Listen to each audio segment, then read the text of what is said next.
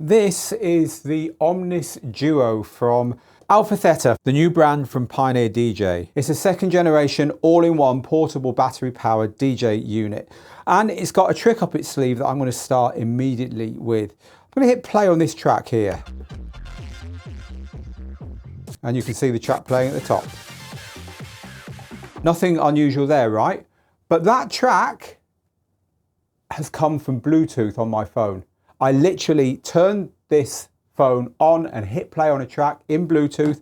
And then in this unit here, I selected my phone as a source and I pressed input playback here.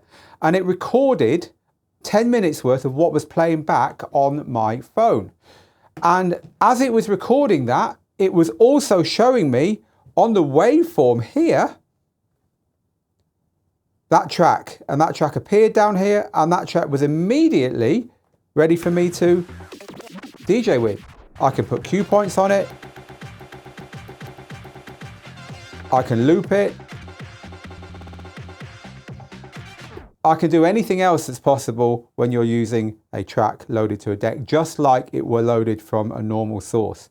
So if you're a mobile DJ and you're used to taking requests or having to play a track quickly at the drop of a hat off Bluetooth, this unit has got that pretty unique feature up its sleeve to help you be able to mix those tracks properly and do more with them than just lamely kind of fade in a track from Bluetooth and not be able to do anything else with it. A really nice feature, definitely the standout feature on this unit, but there's a lot more to talk about as well.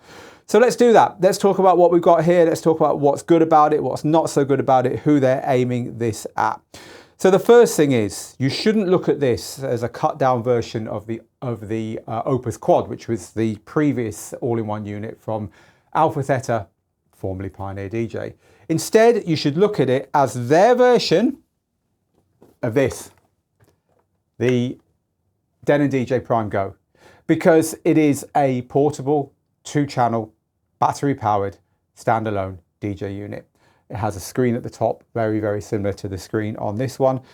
And it is clearly heavily influenced by it. However, design-wise, there are a lot of differences, and it's also got other pros and cons when compared to the Denon DJ unit. So we're going to refer back to that as we talk through the unit. So the biggest design difference, apart from the fact that it just looks different, right? They've gone for this clean blue look. It doesn't look quite so much like conventional DJ gear. Rounded corners, slightly rubberized top. I really like it. I think it's a nice design.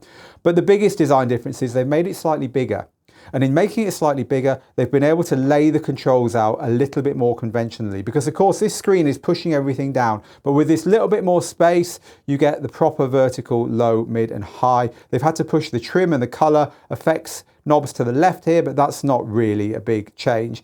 And apart from that, you've got your beat effects down here. It's just a little bit more of a standard layout, and the jog wheels are completely different to the Denon DJ unit. They are decent sized jog wheels as opposed to an obvious compromise of having really small ones. So while we're looking at the top of the unit, let's just talk through a bit more what we've got. At the bottom are the pads. They're rubberized, they click. They have got the letters on that correspond to the letters in the software, but they're only cues and loops. So there's no need for any selectors across the top for esoteric modes that you probably won't use. I quite like that. I think cues and loops are fine on the pads. The looping is handled at the top here. So you've got standard loop encoders. I say standard, but these are relatively new to the Pioneer DJ stroke AlphaTheta ecosystem. A very easy way of setting your loops and dealing with them. I like that. Beat jump as well, so for you can moving through the track without any interruption to the flow of the beats, and you can alter the value of the beat jump here by holding down shift and pressing these buttons here. Again, very clean, very well thought out. I like this, it's good. Standard controls down here then for our cues and play, pause. Standard and quite nice feeling pitch controls, and the decks are utterly identical from here on down. However, at the top of the decks, they are slightly different. 2 microphone input volumes. There are 2 mics. We'll look at the plugs for those in a second, and a talk over for the microphone here. This is the Bluetooth section that lets you control the Bluetooth we just talked about. Pairing, a little bit fiddly, but it worked. Also headphone monitor for Bluetooth. You can also have standard Bluetooth going on as well. So if you do want to use standard Bluetooth, you can control the unit you've got plugged in, like your phone, play, pause, and reverse and forward and track search going on here as well. Again, it's quite nice to have that there. On this side though, it's slightly different. We've got the browse. This browse knob actually will move you through the zooming on the waveform that you've got selected. But if you're in the library itself, then the browse knob will move you through the library, although you can also flick the library like this as well. Although on the waveforms, there is no pinching here. So you are tied to doing it this way if you want to zoom on the waveforms. And our load buttons are there. And then we've got booth and master outputs here. And that's the controls on the top. If you understand that, you understand everything. There's a little light for the on-off button here, which actually tells you not that the unit's on or off, but whether the battery is charging. Let's take a little look around the back. So from left to right, USB-C charging. They give you this power brick here to charge with. It's a little bit flimsy, I'd say. However, it does give you the massive benefit of being able to charge from any USB-C charger, including your phone charger. That might take a bit longer than the power brick, but great to have that option there. SD card input, really good idea. So you can have all your music on an SD plugged in there, nothing to knock out, nothing to lose. It's in there permanently. I love that. This is a USB input if you want to do it the old-fashioned way. Moving along then, we've got our we've got our XLR outputs here, which are the main master output. And then the second one here can be a booth output, or you can just set it to be equal to this one. And so you've got a second master output there, unbalanced. Here's our microphone inputs. We've got an Omni jack, which gives us both XLR and TRS, and then we've got a TRS only. And these both have attenuators as well, which is nice. So you can set the overall volume for the microphone, and then you can control it on the top here as well. You'll notice there's no wired auxiliary input there. There's another difference from the Denon DJ Prime Go. So if you want to plug in an extra source via a wire, you cannot do it on this unit. It's got to be the Bluetooth input. Let's look at that screen then. The screen is nice. It's got a glass top, it's touch screen as you've seen already, and it's not quite the resolution and brightness of a phone screen, but it really isn't far off. I've got no complaints about the screen. Just on the tiniest of fonts, it just starts to break up a little bit on the wording, but again, nothing to worry about there. So the screen, when you turn the unit on, will look like this, and you've got the choice of choosing the source. So let's look at that first. Lots of sources available to you. I'm currently using my Rekordbox cloud library. However, I could just take songs directly from the USB here. My MacBook Pro is on the same Wi-Fi network, so I could use ProLink to take music directly from the MacBook Pro. That also works from your phone. So if you've got Rekordbox for iOS or Android running on your phone, and it's on the same Wi-Fi network as this unit here, then you can take music directly from there as well, and that will show up and you can feed it in via this area here. Also here, this is the Bluetooth that we've already looked at. The system that I just showed you for playing back a track on here is called input playback, and you turn it on here. You can turn that off here, and in that instance, you just use the normal Bluetooth controls to feed Bluetooth in as normal.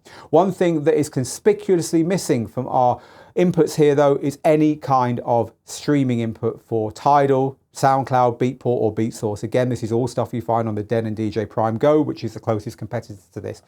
Come on, let's get these things added. I don't believe that it's not possible. I think they're dragging their feet here. It's not only this, it's also the Opus Quad, which is yet to get streaming services, which were talked about at launch. So I'd imagine they're coming, but I would like to see them come a little bit quicker than they have so far. Back to that screen where we started. These are all your library functions. So standard library browse, track list, playlist, and search. Search gives you a QWERTY keyboard here to search your library. The library's fine. It's everything that you're used to seeing if you are a Pioneer DJ Rekordbox standalone user already. A lot of this stuff can be customized on Rekordbox on your computer, and then your customizations on the computer will show on the unit here when you load from a USB or an SD card, which is nice. And you've also got a lot of the features that you would expect on standard controls are now on the unit here. So for instance, you've got, looking at closer at the tracks that you've got loaded here, you've also got the track filter where you can filter by BPM and key, although I'd like to see this to incorporate fuzzy key mixing.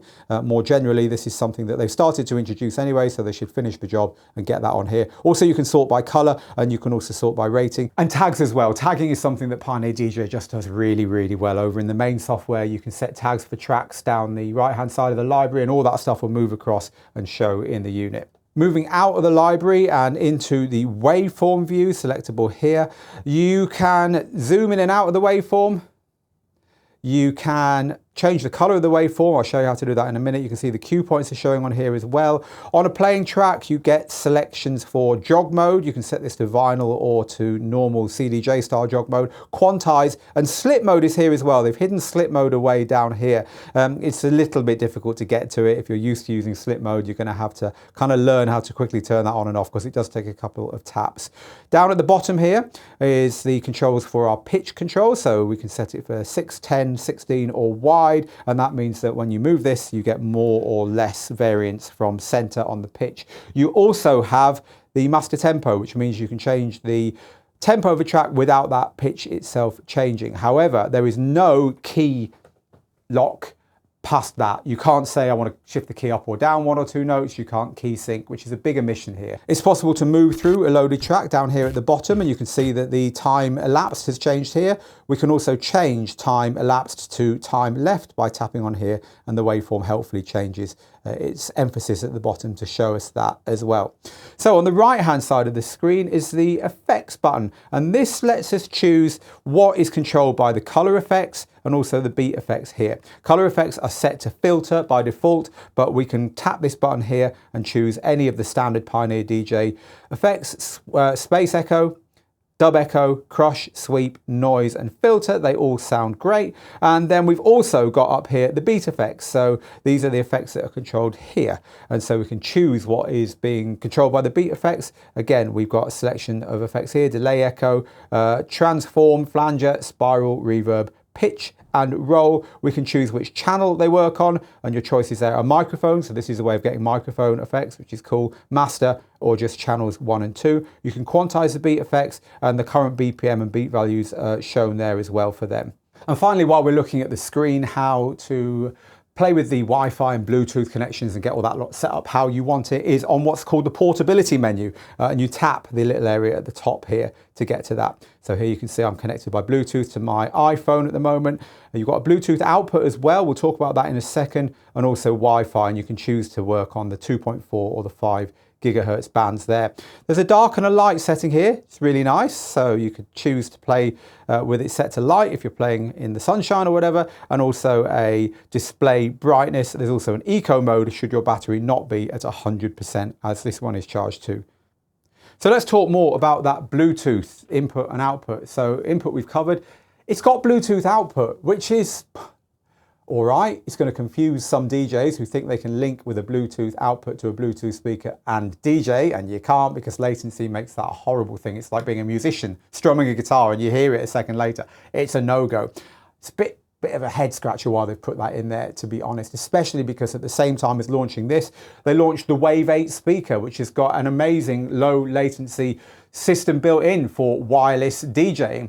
And instead of building that transmitter into this unit here, so you could just press a button and connect to their lovely new speaker, you need to go through a pretty convoluted way of plugging a special transmitter into the back of the unit and all this stuff here. I don't know, I just think they could have had a really good pairing of this unit and also the new Wave 8 speaker by building that wireless into this unit. Anyway, we've got a review of that speaker elsewhere on Digital DJ Tips. Go take a look at that if you're interested. So yeah, Bluetooth out, it's going to confuse people in my view. That said, it has got an autoplay function, so you can just have a playlist playing over a Bluetooth speaker if that's what you want to do, I guess.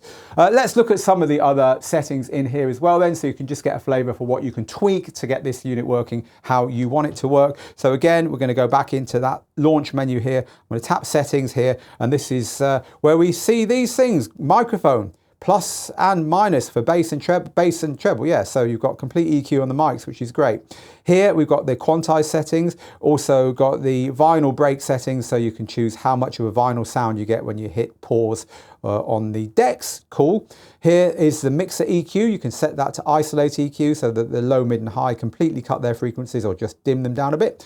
We've got a mono split here, which is great if you want to use IEMs or you want to DJ in just your headphones. Here is our curve for both the up faders and also for the crossfader. The crossfader you can turn off completely there as well. And we've got some waveform controls here, including the waveform colors. And then you can go into a far more granular setting panel here, which gives you things like whether the track is protected from loading by accident when it's playing, and mixer routing for microphone and so on, and you've also got a few other settings there as well, including font size, which I think is important, especially if your eyes are not what they used to be, and it is only a small screen, so that's a useful one to have there. Who's it for then? This is for anyone who wants a nice, simple, versatile, standalone, all-in-one DJ unit that you could use at home, take it with you anywhere you want to go, live stream maybe from out and about with, but also away from the hobby DJ world. Really useful if you are a mobile DJ looking for a second system that you can have maybe playing in receptions or outdoors when your main system is set up to play somewhere else, at a wedding and that kind of thing. It's nicely made, nicely designed, really well laid out.